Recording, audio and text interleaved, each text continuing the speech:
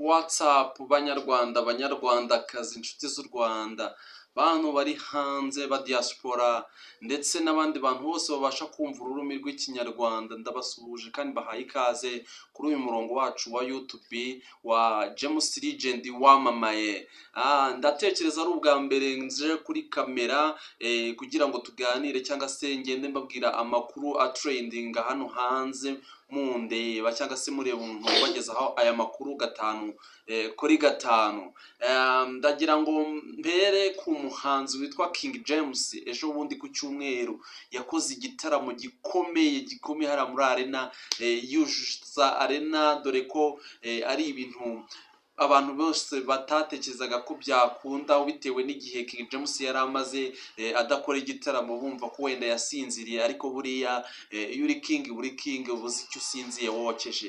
King James yagize gutya akora igitaramo, aririmba indirimbo ye agiye atandukanye ku marubumu yagiye asohora, abantu bose baranezerwa mu buryo bukomeye. Ngira ngo yujuje Biki Arena, abantu benshi bose barasaga ndetse abandi bamera nk'ababyigana, ariko bigaragara ko nyine King James yari yateguye.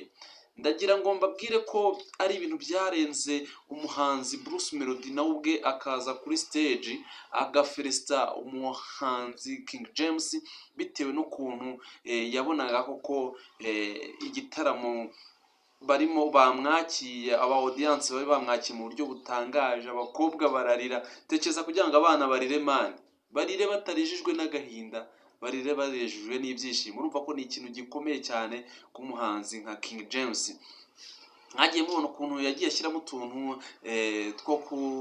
two kusa nk'aho yiyambika gakondo, mbese ibintu byose ugasanga yagiye akoma urusyo, agakoma n'ingasire, akongera akacuranga gwaita, akaririmba kuri instrument music. Nyine ibintu wabonaga ko byabaye ibintu byiza cyane mu buryo butangaje. Ngewe biriya bintu byarankomye bya hatari, ndetse n'uburyo ki uriya mutipe ashobora kuririmba indirimbo imwe, ebyiri, eshatu, 10 nta gusarara, nta kugira gute, ijwi rye rikiri umwimerere. Usanga ari ibintu binejeje bya hatari. Ni ibintu byagiye bica rero ibikuba ku mbuga nkoranyambaga, batipe b'abanyamakuru bakagenda babigarukaho. Nanjye ndabihorera, ndababwira nti mubivuga uko mubyumva, ariko ngewe nzaza nterekeho umwanzuro nk'umuntu wari uhibereye, babwire uburyo ki King James ari umuntu uri super level, ni umuntu uri power, ni umuntu ufite hit itazigera iva mu matwi y'abanyarwanda. Ku muntu wese wumvisha umuziki wa King James kuva 2006 kugeza magingo aya, King James ewana is number one. Nimbivuga gutyo ndatekereza nta muntu uri bucomplaining, ubwo ari muri babandi nyine bita ngo nabemera gato, abari muri babandi bita ngo nabemera gato. Tuve kuri King James rero tugende tugaruke kuri The Ben. Nawe murabizi ko ari umustar hano mu Rwanda, nawe akora ibintu byiza, ariko muri no minsi hari kumuvugwaho inkuru zitanezeza abagabo twubatse ingo.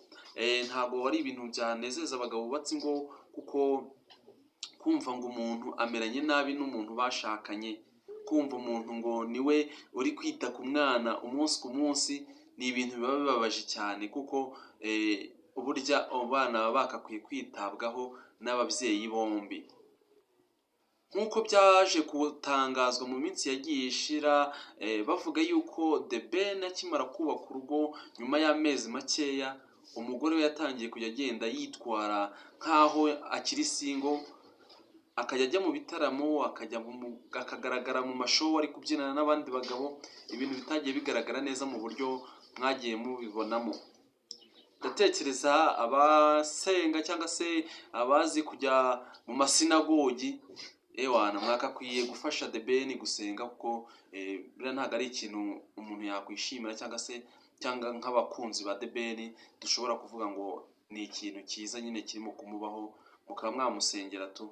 Dore ko na Scovia yabiteyeho comment kugeza ubwo byamurenze, akavuga ati pambera rwose uri agacucu, uri akagoryi, bitewe n'ibintu yabonaga yakoze bitagakwiye umuntu w'umumama, cyangwa se bitagakwiye umuntu wamamaye nkawe mbese bigaragara ko bari mu gusebya izina rya The Ben, izina rye ndetse n'izina ry'igihugu muri rusange.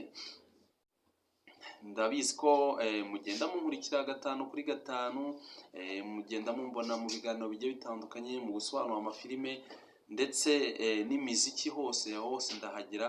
Niyo mpamvu nanjye nzajya nkomeza kuhababera 5/5. Ndabakunda cyane rero, ni James Legend wa muhungu wanyu. Imana y'u Rwanda ihorane namwe.